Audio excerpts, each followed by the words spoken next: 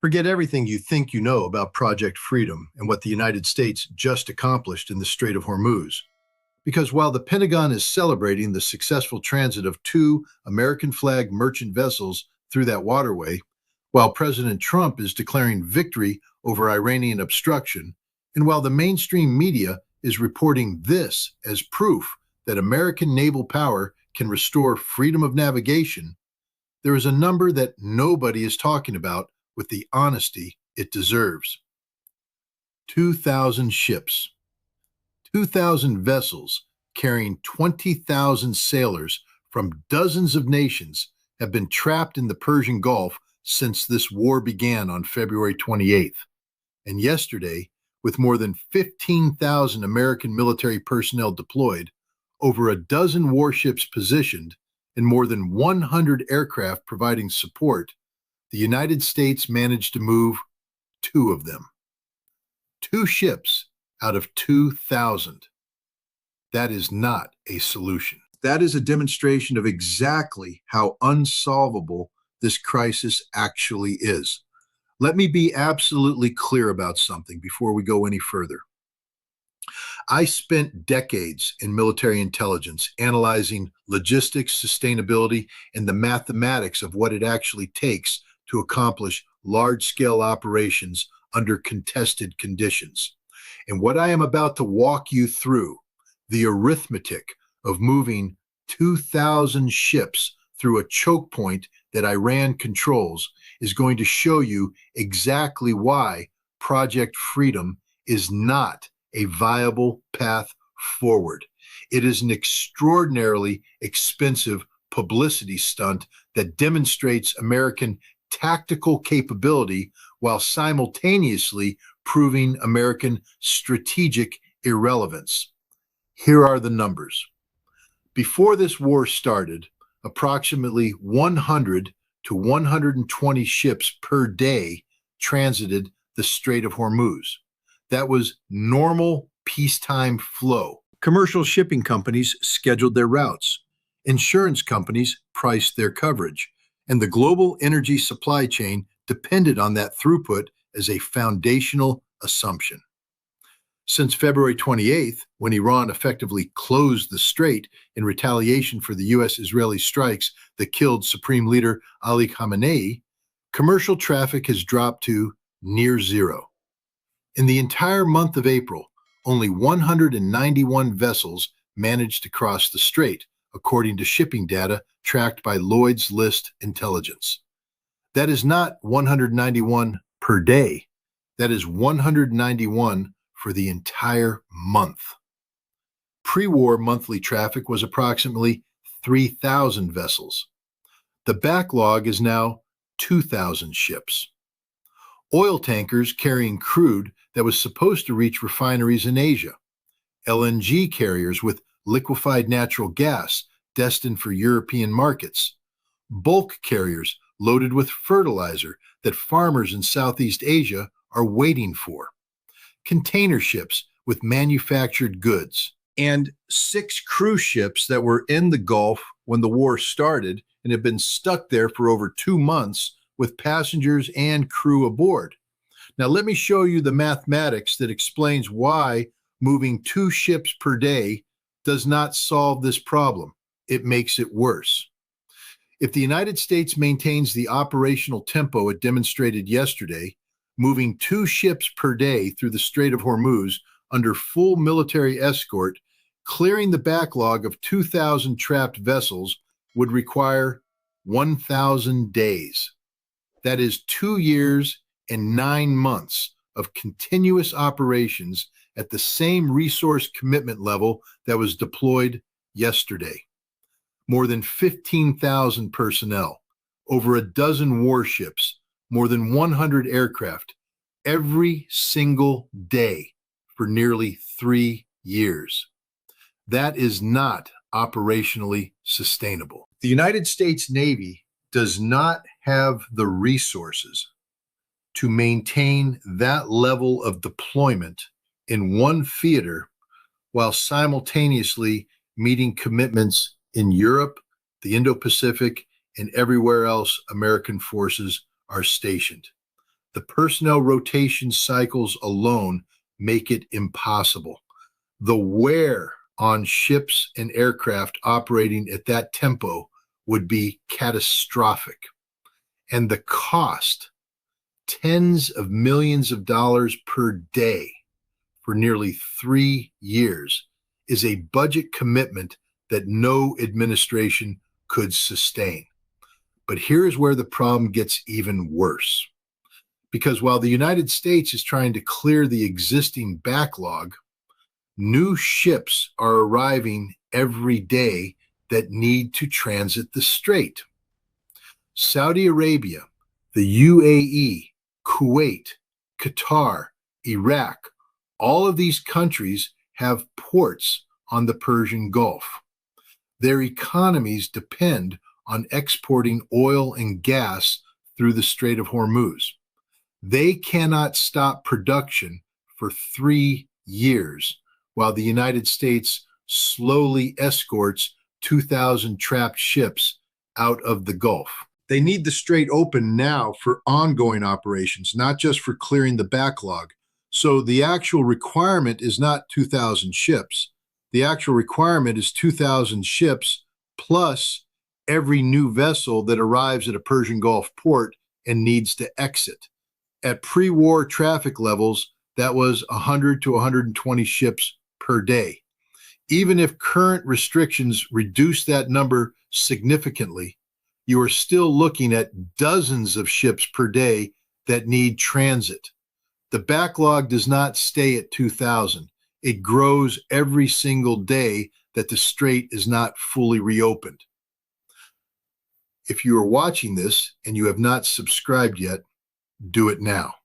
Because what I am about to explain, the crew welfare crisis on those 2,000 trapped ships, and why the international maritime community is facing a humanitarian disaster that nobody is talking about, is something the mainstream media will not cover with the depth it deserves. Hit that subscribe button, because this channel exists to show you the operational realities that political narratives are designed to obscure. The International Maritime Organization, the UN agency responsible for global shipping standards, has described the situation in the Persian Gulf as the worst maritime crisis since World War II. 20,000 sailors from India, the Philippines, Indonesia, Pakistan, Bangladesh, and dozens of other nations have been trapped on those 2,000 ships for over 2 months. The vessels are running low on food, drinking water, fuel, and medical supplies. Crew rotation schedules that were supposed to get sailors home weeks ago cannot be executed because the ships cannot leave. Let me tell you what that actually means in human terms. Merchant sailors sign contracts for specific voyage durations, typically 3 to 6 months. Their families are expecting them home on scheduled dates. Their salaries stop accruing when contracts expire, but they remain stuck on board. Medical conditions that require treatment cannot be addressed because ships cannot reach port. Mental health deteriorates when people are confined to a vessel in a war zone with no clear timeline for when they will be released. Crew members have described to journalists watching intercepted missiles and drones explode over the waters around their ships. They describe rationing drinking water because resupply is impossible. They describe the psychological strain of not knowing whether their families back home think they are safe or in danger. This is not an abstraction. This is 20,000 human beings trapped in a situation they had no control over, watching their governments negotiate over issues that have nothing to do with them while their lives are on hold indefinitely. The psychological toll of being trapped on a vessel in a war zone, not knowing when you will see your family again, is something that does not show up in Pentagon briefings about operational success. But it is the human reality of what those 20,000 people are living through right now, while Project Freedom celebrates moving 2 ships. And here's the part that should alarm anyone who understands global supply chains. Those 2,000 trapped ships are not empty. They are loaded with cargo that was supposed to reach destinations weeks ago. Oil tankers with crude for Asian refineries, LNG carriers with natural gas for European power plants, fertilizer shipments for spring planting seasons. Every day those ships sit idle, supply chains are disrupted, prices increase, and importing nations face shortages. The economic cost is measured in billions, not just the value of immobilized cargo, but cascading effects across entire industries. Japan and South Korea are facing fuel shortages. European countries depending on Qatari LNG are seeking alternative suppliers at higher prices. Agricultural producers needing Gulf fertilizer are delaying planting or paying premiums for alternatives. This is not a localized crisis. This is a global supply shock that affects energy prices, food security, and manufacturing costs for every nation that depends on goods and resources that normally transit the Strait of Hormuz. And moving 2 ships per day does not meaningfully address any of it. Now let me explain why commercial shipping companies are not lining up to participate in Project Freedom, even though the United States is offering military escort. Because this is where the strategic failure of the entire operation becomes undeniable. Shipping companies make decisions based on risk assessment and insurance costs. Lloyd's of London and major maritime insurers had already declared the Strait of Hormuz a war risk zone. Insurance premiums for vessels transiting the strait are prohibitively expensive when coverage is even available. The 2 ships that transited yesterday were American-flagged vessels with direct U.S. government coordination. Most commercial shipping operates under flags of convenience: Liberia, Panama, Marshall Islands. Those ships do not have the same government backing. And shipping companies watched what happened yesterday. They saw massive military resources deployed to move 2 ships while Iranian forces attacked with boats that had to be sunk. That does not inspire confidence the strait is safe. That confirms transiting involves direct military confrontation. Insurance companies are not going to reduce premiums because the U.S. Navy can sink Iranian boats. They are going to keep premiums high or refuse coverage entirely because the threat environment that makes military escort necessary in the first place has not changed. And shipping companies operating on thin profit margins cannot absorb insurance costs that are 10 or 20 times normal rates just to move cargo through a contested war zone. Before I continue, if you found this analysis valuable, share this video. Share it, because the mainstream media is showing you Pentagon's success stories and Trump declarations of victory. They are not showing you the mathematics of 2,000 ships, the crew welfare crisis, or the economic cascade effects of a supply chain disruption that has no end date. Both stories exist. Only one determines what happens to energy prices and global trade over the next year. Hit that share button and make sure others understand the operational reality behind the political narrative. Now let me take you inside the strategic logic that Iran is operating under, because understanding what Iran is trying to achieve explains why Project Freedom cannot succeed on the terms the United States has defined. Iran is not trying to permanently close the Strait of Hormuz. Iran is using control of the strait as leverage to force the United States to lift the naval blockade that has been in effect on Iranian ports since April 13th. This is a dual blockade scenario. The United States is blocking Iranian ports to prevent oil exports and deny revenue to the Iranian government. Iran is blocking the Strait of Hormuz to inflict economic pain on the entire global economy until the U.S. blockade is lifted. The asymmetry of that exchange favors Iran. Iran's economy was already under severe sanctions before this war started. The additional economic damage from the U.S. naval blockade is significant, but it is not existentially threatening in the short term. The global economy, by contrast, depends on Persian Gulf oil and gas. Europe gets 12 to 14% of its LNG from Qatar through the strait. China receives a third of its oil via the strait. 20% of global seaborne oil trade and 20% of the world's LNG normally pass through that choke point. Iran can sustain the pain of a blockaded economy longer than the global economy can sustain the disruption of a closed Strait of Hormuz. And every day that Project Freedom demonstrates the impossibility of reopening the strait at scale, Iran's leverage grows stronger. The United States has three options.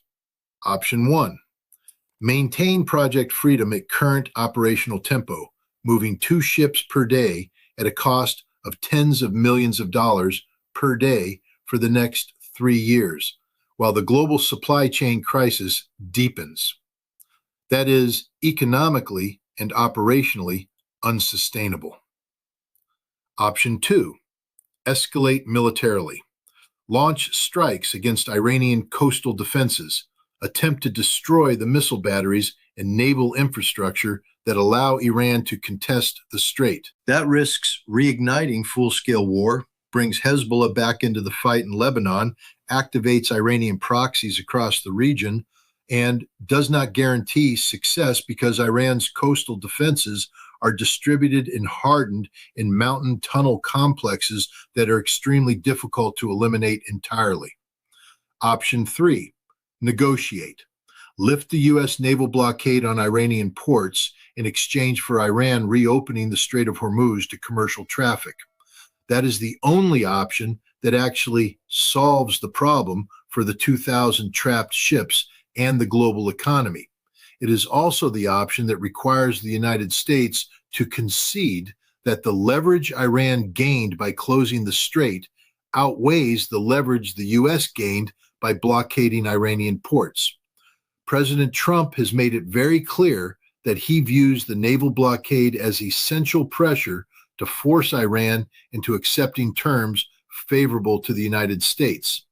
But leverage only works if the other side has more to lose than you do. Right now, the global economy is losing access to 20% of its oil trade. Iran is losing oil export revenue it was already struggling to access due to sanctions. The pain is not symmetrical, and Iran knows it. Here is what the United States is not saying publicly, but what every analyst who understands this situation knows. The Strait of Hormuz is 21 miles wide at its narrowest point. Iran sits on the northern shore with coastal missile batteries, radar installations, naval bases, and the geographic advantage of interior lines.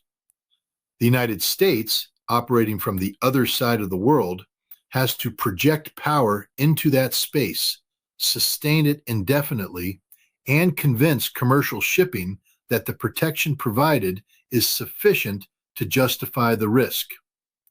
And while the United States is deploying 15,000 personnel and a dozen warships to move 2 ships per day, Iran has been operating what maritime analysts call a shadow fleet. These are vessels that operate with fake flags, disabled tracking transponders, and unspecified destinations.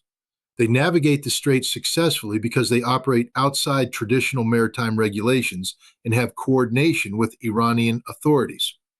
According to tracking data analyzed by Al Jazeera, during the period when the U.S. naval blockade was supposedly preventing all traffic to Iranian ports, at least 26 ships managed to bypass the blockade in both directions. Some were Iranian-flagged vessels. Others were registered under flags of convenience, but operated by Iranian interests.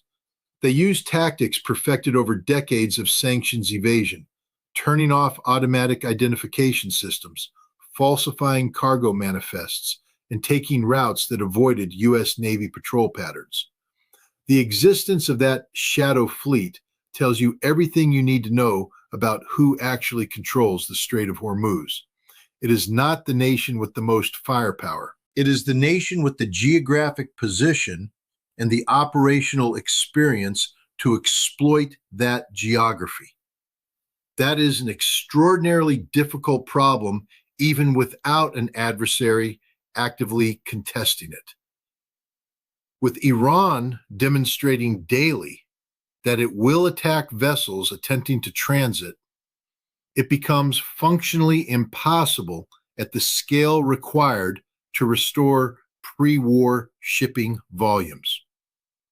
The geography fundamentally favors the defender, and Iran is the defender in this scenario. The United States can win tactical engagements. American destroyers can sink Iranian fast attack boats. American aircraft can provide air cover. American firepower is overwhelming in any direct confrontation. But tactical superiority does not solve the strategic problem when the strategic problem is convincing 2,000 ship captains and their insurance companies that it is safe to transit a waterway that requires military escort and involves exchanging fire with hostile forces. If you have stayed with me through this entire analysis, you understand something that most people scrolling past headlines do not. You understand that 2 ships out of 2,000 is not progress. You understand that the mathematics of clearing a backlog while new ships continue arriving makes the problem unsolvable at current operational tempo. You understand that the crew welfare crisis for 20,000 trapped sailors is a humanitarian disaster that political narratives are designed to minimize. And you understand that the only path to actually reopening the Strait of Hormuz requires a negotiated settlement that neither side is currently willing to accept. Subscribe to this channel if you have not already, because the Strait of Hormuz crisis is not ending anytime soon. The dual blockade will continue. The 2,000 trapped ships will remain trapped, and the global supply chain disruption will deepen until someone in Washington or Tehran decides that the cost of maintaining the current stalemate exceeds the political cost of backing down. 2,000 ships are trapped. 20,000 sailors are stuck. The United States moved 2 ships yesterday and called it freedom. The mathematics do not support the narrative. The operational reality does not match the political rhetoric, and the global economy is paying the price for a strategic deadlock that has no military solution. The clock is running, the backlog is growing, and the only question that matters is whether decision makers in Washington and Tehran understand that tactical victories and publicity stunts cannot substitute for the hard diplomatic work of actually solving the problem. Subscribe, share, pay attention, because this is the crisis that determines what energy prices, food costs, and global trade look like for the next year. And understanding the operational mathematics behind the political theater is not optional anymore.